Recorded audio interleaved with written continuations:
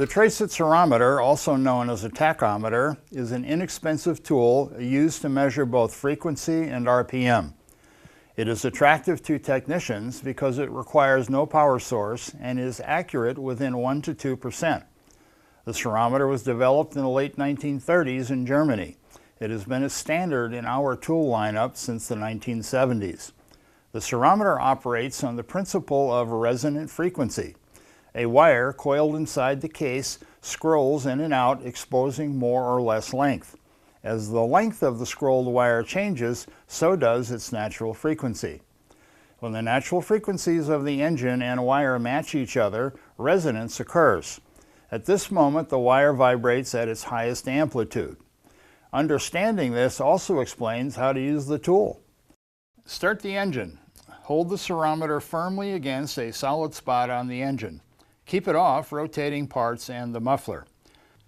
Turn the inner ring of the tool counterclockwise to feed the wire out. As you gradually extend the wire, it will begin to vibrate as it nears the resonance point when the arc is widest and fastest. Slowly move the wire in or out to find the point of greatest deflection by the wire tip. Then read the RPM in the upper window. The RPM range is from 800 to 50,000. Scale numbers are read in multiples of 1,000. Here are a few helpful tips for you. Briggs & Stratton engines most likely won't be running faster than 5,000 RPM. To save time, turn the inner dial to extend the wire to approximately 5,500 before placing the sirometer on the engine for a reading.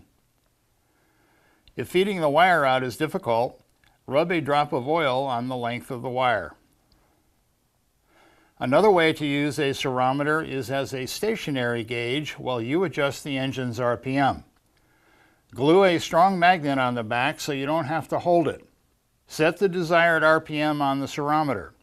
Adjust the engine's RPM until the wire vibrates at the peak resonance point or widest arc. This is a simple but accurate tool that works based on sound scientific principles.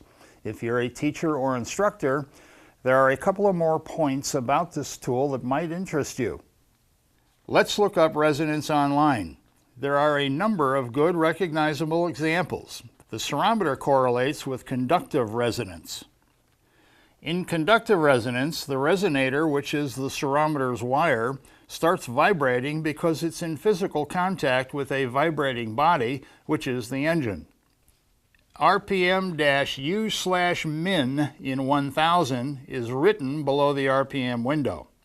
U/min is not a cryptic international standard value, but a German term meaning revolutions per minute. Umdrehungen pro Minute. In the other window, this scale translates the wire vibration into cycles per second or hertz. Being a teacher, you can use the sirometer as a teaching device to explore other avenues. For example, extend the wire out to 3600 in the RPM window. You'll note that the number 60 is lined up with the pointer in the cycles per second window. So at 3600 RPM, the engine is at 60 cycles per second. Interestingly enough, when directly coupled to a generator, the output is also at 60 cycles per second, which is the frequency most of our appliances require. From here, you could step off into many different directions, such as generator theory, governors, governor droop, and a multitude of frequency and amplitude topics, but that's for another day.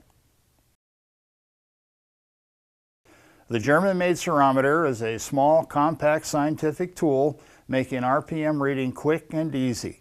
It's an important tool to have in your shop or toolbox.